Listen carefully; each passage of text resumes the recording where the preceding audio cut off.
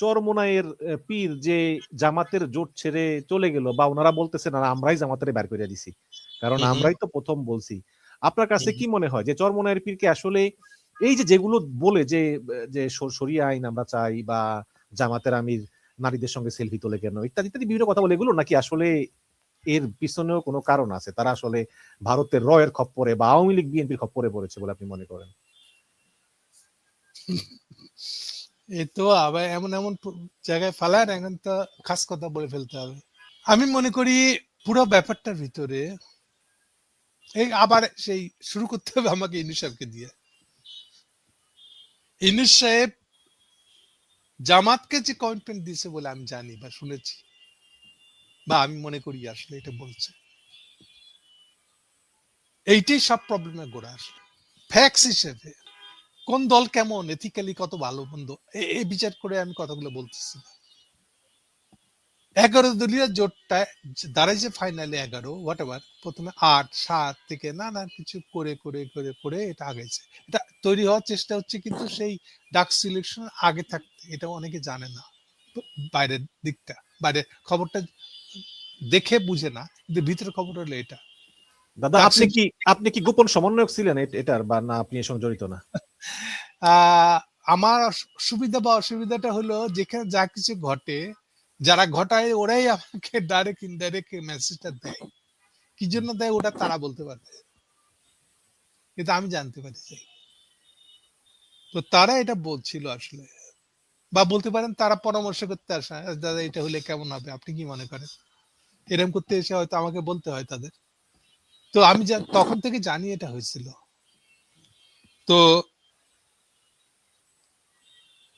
মূলত জোটটা দাঁড়ায় গেছিল আসলে চরমোনাইয়ের উদ্যোগে। He is the only initiator.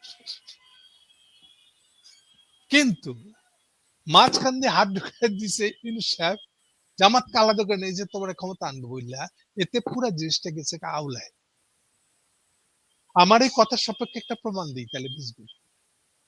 যখন এই অভিযোগগুলা আসবো আসবো করতেছে, কষ্ট করে ঝগড়া লাগবে, এই সময় হাত পাকার দিক থেকে বলা হচ্ছিল, একটু একটু কাদা ছড়াছড়ি শুরু হয়েছে। তখন সে বলতেছিল যে জামাত কি আগামী দিনের জাতি পার্টি হবে, তারা জোটটাকে এরকম করতেছে কেন, এই কথাটা বললো কেন, কথাটা মানে বুঝেন।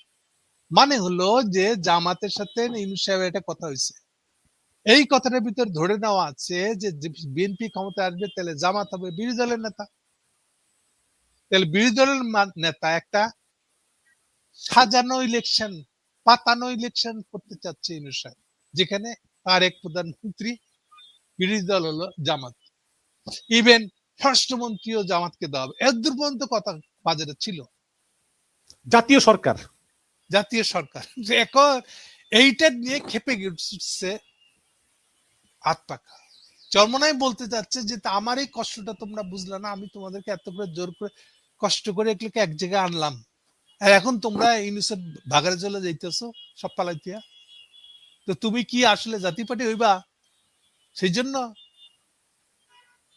দেখেন মিলে কিনা কথাটা, ও ওই ক্ষোভটাই বলছে। কিন্তু ওর অসুবিধা হলো এই কথাগুলো প্রকাশ্যে বলতে পারছে না। অসুবিধা সামলাতে গিয়ে সে এবার একটা ভুল করছে আমি মনে করি। সে ভাবছে তাহলে জামাতকে সঙ্গে তার ভাঙলো কেন, এটা কারণ কি বলবো। ও ভাবছে তাহলে একটা কাজ করি, জামাত শরিয়া চায় না বলছে ওইটার জন্য দিয়ে আমি ইসলামিস্টদের কাছে ঘনিষ্ঠ হইতে পারবো। ও তার মানে কারণ কিন্তু ওইটা না, এটা না, কারণ হচ্ছে ঘোড়া ডিঙ্গিয়ে ঘাস খাওয়া। ওরা ডিঙে ঘাস খাওয়া, এবং স্বভাবত এই জামাতের এই আচরণটা তো পছন্দ করবে না, যে আমি জোটটা বানাই দিলাম, মূল কারিগর হলাম আমি, সবচেয়ে চেষ্টাটা, অনেকে আছে যারা তো জামাত শুনলে দৌড় দিয়ে পালাইবো, তা আমি মাঝখানে থেকে জিনিসটাকে কাছাকাছি আনছি, আমি একটা রোল প্লে করছি, আর তোমরা আমাকে অমর্যাদা কইরা এখন তোমরা গিয়ে ইংরেজদের কথা কয়ে ক্ষমতা চলে যাওয়ার প্ল্যান করতেছো, আমি কি ভাই চাইছি? সো ইটস এ বিট্রিয়াল, এ হচ্ছে তাদের বক্তব্য। কিন্তু এখানে একটা প্রশ্ন আছে, প্রশ্ন হচ্ছে কি, আপনি বললেন যে জামাত ইউনূসের খপ্পরে পড়ার পর থেকেই আসলে জামাত ইসলাম চরমোনাইয়ের পীরের থেকে দূরে সরে যাচ্ছিল, দুজনের সম্পর্ক খারাপ, কিন্তু ওই ইউনূসের সঙ্গে সম্পর্ক করার পরেই কি ওই এনসিপি কে জোটে নিল নাকি? আসলে উল্টাটা। আমি কারণ কিন্তু সেই লোক আমরা যখন শুনেছি এনসিপি ঢোকার পর থেকেই নাকি দূরত্ব শুরু হয়। না, এটা ভুল। অরিজিনাল ইউনূস সাহেবের মাথায় প্ল্যানটা তো হলো ওই যে বলেছি 13ই জুন। খালি তফাৎটা এই যে তখন তারেককে বলতেছিল 100 সিট দিব। 13ই জুনের যে আলাপ সেখানে 100 সিটের কথা ছিল মানে কাকে দিবে 100 সিট? বিএনপিকে। কে দিবে? যেহেতু এটা সাজানো ইলেকশন, অ্যারেঞ্জ ইলেকশন, ইউনূস ও সাহেব একটা আচ্ছা। অ্যারেঞ্জ ইলেকশন করবে, তোমাকে 100 দিলাম বাকিদেরকে দিতে হবে, এটা আমি আমি ঠিক করবো, তো চিন্তা করো না। ওইটাই কন্টিনিউয়াস বার্গেনিং বার্গেনিং বার্গেনিং, এটা উঠতেছিল বিএনপির সংখ্যা। এটা সাথে শেষ বেলায় গিয়ে এই তারেক ইউনূসের দেখা হওয়ার আগে পর্যন্ত বিএনপি এটা উঠাইছিল 230। কারণ আর এগুলোর ভিতরে এত ঝামেলা আছে না, আমি অবাক হয়ে যাবেন। সকাল বিকাল ইউনূস সাহেব মত বদলাইছে, এমনও আছে। সকালে মনে করতেছে না ইলেকশনটা একটু পিছাই দিই, বিকেলে মনে হচ্ছে না আচ্ছা ঠিক আছে যা আবার হয়ে যাক, একবার হয়ে যাক। ভাল লাগে না এটা মাথার উপর রেখে দিয়ে। মানে এইরকম একদম সকাল বিকালে, মানে এত এত একদম সকাল ইলেকশনের এত। বিকাল সিদ্ধান্ত বদলাইছে সে। না ইন্টারনালি, বাইরে না, বাইরে প্রকাশ করে বলে নাই। So, আমি মনে করি হোল জিনিসটা এটা একটা গার্বেজের ভিতরে ঢুকে যাচ্ছে এখন, যেহেতু মাখা ফেলাইছে। এখন এখন কাকে ঘরে রাখি আর কাকে কোলে রাখি আর কাকে মাটিতে রাখি, যাকে মাটিতে রাখবেন সে তো স্বীকার করবে, তখন কি করবেন আপনি? এগুলো তো আগে চিন্তা করেন নাই আপনি। তাহলে জামাতের সাথে হাত পাকার ক্যাচালটা বাধা রাখছে তাহলে ইউনূসের এই অ্যাটিচিউডটা। আর আজকে সকাল থেকে দেখেন বিএনপি গেছে বিগড়ায়। কালকে সকালে আমি এই জন্য উদাহরণটা দিয়ে বলতেছি, তো কাল সকালেও দেখেন, কাল সকালে মনে হচ্ছে ইউনূস আর তারেকের বন্ডটা খুব শক্ত। সালাউদ্দিন সাহেব ধমক দিয়ে কথা কইতেছে, আমাদেরকে দুর্বল ভাবেন না। দেখেন মিলে কিনা এইবার, গল্পগুলো মিলান দেখেন মিলবে। তাহলে এই যে চরমোনাই আচ্ছা, চলে যাওয়া। একটা খালি বলে দিই, এনসিপি কেও কিন্তু ক্ষমতার লোভ দেখে পরে ইউনূস সাহেব নিয়ে গেছে, কিন্তু অ্যাকচুয়ালি আমি কিন্তু সিনসিয়ার আর্গুমেন্ট হিসেবে এনসিপি যেন জামাতের সাথে জোট করে, এটা আর্গুমেন্ট আমি করছি। হুম। কিন্তু আমি এটা ইউনূস সাহেব যে এর ভিতরে এই কাণ্ড করতেছে এটা জেনে বলি নাই, আমি তখনও জানতাম না এটা, এটা আমি জানছি পরে। একটা প্রশ্ন আছে, আমারও আছে এবং আমার দর্শকেরও আছে। মোহাম্মদ নাজমুল হুদা: গৌতম দাদা, আপনার বিশ্লেষণ খুবই সহজ সরল, কিন্তু খটকা লাগলো। চরমোনাইয়ের পীরের কয়টি আসন পাওয়ার যোগ্যতা আছে? ধরেন তার কোনো যোগ্যতা নেই। So, আসন পাওয়া এক জিনিস, আর অর্গানাইজ করা ইনফ্লুয়েন্স তৈরি করা আরেক জিনিস। প্লাস অর্গানাইজ করে হাত পাকা যতটা অ্যাকসেপ্টেবল হবে একটা অন্য থার্ড পার্টির কাছে, জামাত ততটা হবে না। জামাতে নিয়ে গেলে না না না, এই যে এনসিবির ভাঙনটা কি জন্য হলো দেখেন, না তোমরা জামাতের সাথে যাইবা, এই প্রশ্ন, এই প্রশ্ন তো হাত পাকার বেলায় নেই। হাত পাকার বেলা তো জামাত বলার সুযোগ নেই, তখন আপনাকে ওপেন ন্যাংটাই বলতে হবে আমি ইসলাম পছন্দ করি। কিন্তু সেক্ষেত্রে আমার মতন লোক তো আর্গু করবে যে দেখো হাত পাকা ইসলামী দল ডেফিনেটলি, কিন্তু অ্যাজ লং অ্যাজ একটা ইসলামী পার্টি বলে যে আমি কনস্টিটিউশনাল ইলেকশন করব, আমি কনস্টিটিউশন মানবো, আমি তোমরা যেরকম ইলেকশনে পার্টিসিপেট করো এরকম ইলেকশন মানে কি, আমি তোমাদের রাজনীতি মেনেই তো এই রাজনীতিটা করবো। রিপাবলিকের রাজনীতি, মডার্ন রাজনীতি। আমি তো বলি না আমি ইসলামী রাজনীতি করতে যাচ্ছি, ইসলাম কায়েম হবে, এটা তো না। তাহলে আমাকে নিবা না কেন? তাহলে এই আর্গুমেন্ট দিতে হবে আপনাকে, এত সহজ জিনিস না। হাত পাখা জামাত তো বলতেছে তারা তারা শরিয়া আইন কায়েম করবে ক্ষমতায় গেলে। আবার বলেন। হাত পাখা বলতেছে তারা ক্ষমতায় গেলে শরিয়া আইন কায়েম করবে। না না, এটা তো এখন বলতেছে, সে কি বলবে যে জামাতের চেয়ে ওর সিদ্ধান্তটা ভালো, এটা কি যুক্তি দিয়ে বলবে? এইটা বলতে গিয়ে সেই শর্টকাট বুদ্ধিটা দিচ্ছে। এটাকে আগে বলছে কখনো? ডাক সলিউশনের পর থেকে এই পর্যন্ত কখনো বলছে যে তারা শরিয়া আইন কায়েম করবে? ইভেন তাদের দলের ভিতরে কি এরকম কোনো এজেন্ডা আছে? আপনাকে আরেকটা মনে করাই দিই, হাত পাখার যে পলিটিক্যাল পার্টি তার নাম কি? ইসলামী ইসলামী আন্দোলন। কারণ এই ইসলামী আন্দোলন আসল নাম কি ছিল অরিজিনালি? ইসলামী শাসনতন্ত্র আন্দোলন। কোন ইসলামী দল শাসনতন্ত্র মানে কনস্টিটিউশন, শাসন শব্দটা ইউজ করে না। যে শাসনতন্ত্র ইউজ করে সে আর ইসলামী দল না, ইসলামী রাজনীতি থাকে না। আর একটা ইসলামী রাজনীতি দেখান যেখানে শাসনতন্ত্র শব্দটা চর্চা আছে। না বুঝে কথা বললে হবে না। পরে কি করছে, ওরা শাসনতন্ত্র বাদ দিচ্ছে। কেন বাদ দিল? এটা তারা নিজেরা ব্যাখ্যা দিতে হবে। আমি খুব ওটা ফলো করি না, যদিও তখন আমার সাথে একটা ভালো সম্পর্ক, মানে কথা বলার একটা সুযোগ ছিল। ডাক সিলেকশনের আশেপাশের সময় আমার সাথে একটা যোগাযোগ ছিল, এখন নাই আর।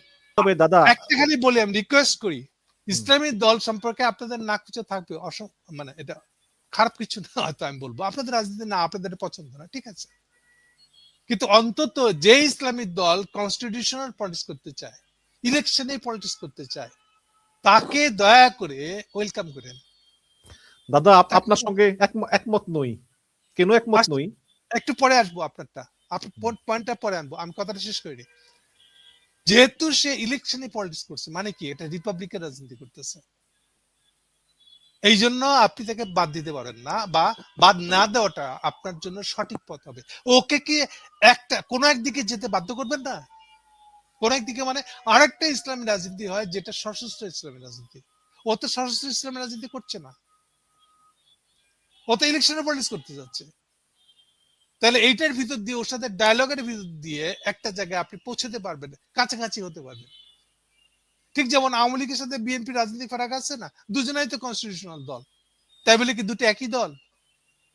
হ্যাঁ বলেন এখন আপনার পয়েন্টটা। না, এটা হইলো যে তারা জামাতে চরমোনাই এরা মুনাফেক, তারা নিজে তারা ভাই ভাই কেউ মুনাফেক কিনা, এই মুনাফেক শব্দটা থিওলজিক্যাল শব্দ, এই শব্দ দিয়ে আপনি, আমার কথা না, এই শব্দটা খাটবে না, এগুলা ভাসতেছে। তারপরে একটা আসন পাওয়ার যোগ্যতা নাই, 80টা আসন চায়।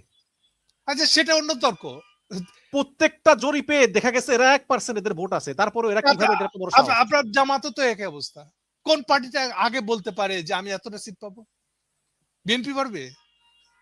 বিশেষ করে যেখানে বাংলাদেশে কোনো ন্যূনতম কোনো জরিপ নেই 2001 সালের পরে, মানুষের ট্রেন্ড কোন দিকে গেছে কার কোনো ধারণা নেই। গত 25 বছরে তো যেই মানুষটার বয়স এখন 25 বছর হয়ে গেছে, সে 2001-এ ছিলই না, জন্ম হয় নাই, তাহলে 25 বছরে একে তো ভোটই দেওয়া হয় নাই। ফলে এর মনোভাবটা কোন দিকে তাকে আপনি জানেন? এবং এরা 5 কোটি 12 কোটি ভোটের মধ্যে 5 কোটি, এটা বুঝে কথা বলেন। কাজে আপনি যে আর্গুমেন্ট গুলো দিচ্ছেন, এটা হচ্ছে একটা ফ্যাকরার ইসলাম আরেকটা ফ্যাকরার ইসলামকে অপছন্দ করে। তো সেই কাঁচাল আমি ভোটের রাজনীতির ভিতরে আনতে দিব কেন? এটা কি ভোটের রাজনীতির ভিতরকার তর্ক? আশা করি আপনাকে বুঝতে পারছি। জি। এবং ফেরকার যুদ্ধ মাস্ট। ক্রিশ্চিয়ানিটিতে ফেরকার যুদ্ধ ছিল বলেই হোল ইউরোপে কোথাও থিওলজিক্যাল স্টেট হয় নাই। ভালো করে চিন্তা করে গবেষণা করে কথা বলবেন। এবং খেয়াল রাখেন, যখন রেনেসা হচ্ছে তখনকার স্ট্রংগেস্ট থিওলজিক্যাল পার্টিটার নাম হলো, যেটা এখন আপনারা বলেন প্রোটেস্ট্যান্ট। খেয়াল রাখেন, সে কিন্তু প্রোডাক্ট অফ রেনেসা। আর শুনে আজীব লাগবে আপনাদের কাছে, প্রোটেস্ট্যান্টরা, ইয়েস, রেনেসার সুবিধাই যে থিওলজিক্যাল দল, সেই দল না, মানে ধারা, সমাজের সবচেয়ে প্রভাবশালী ধারা, এটি হলো প্রোটেস্ট্যান্ট। কিন্তু তারা নাকি আসল খ্রিস্টান না। কিন্তু তবুও প্রোটেস্ট্যান্টদের একটা সরকার হলো না কেন? কোথাও কোনো থিওলজিক্যাল সরকার হলো না কেন ইউরোপে? এটা ব্যাখ্যা করেন। খেয়াল রাখবেন, প্রোটেস্ট্যান্টের উত্থান হচ্ছে রেনেসা, মানে 1500 সালের পরে। খেয়াল রাখেন। এবং প্রোটেস্ট্যান্ট মানে তো প্রতিবাদকারী, বাংলায় প্রতিবাদকারী। ইয়েস, না আসলে তো একটু আক্ষরিক অর্থে মানে করলে, কিন্তু মানে হলো যে এটা 1500 সালের পরের ঘটনা, যখন রেনেসা এসে গেছে। মানে রেনেসা কিন্তু, রেনেসা হচ্ছে মডার্নিজমের আর্লি ফেজ, এটাই শেষ হচ্ছে মডার্নিজম নাম দিয়ে, রিপাবলিকান নাম দিয়ে। তাহলে যে রিপাবলিক হওয়ার কথা, সেখানে ফার্স্ট ফেজে একটা থিওলজিক্যাল দল উঠে আসছে কেন? এবং সেটাই বা কোনো থিওলজিক্যাল স্টেট বানাতে পারলো না কেন ইউরোপে? কারণ থিওলজি দিয়ে শাসন করার সমস্যা এখন হবে না এটা, কারণ সমস্ত থিওলজির ভিতরে ফেরকা দাঁড়ায় গেছে। যখন জানেন না আপনি, যখন কোরআন শরীফ বা বাইবেল পাওয়া যায় না এত সহজে, প্রিন্টিং আবিষ্কার হয় নাই, হাতে লেখা জিনিস,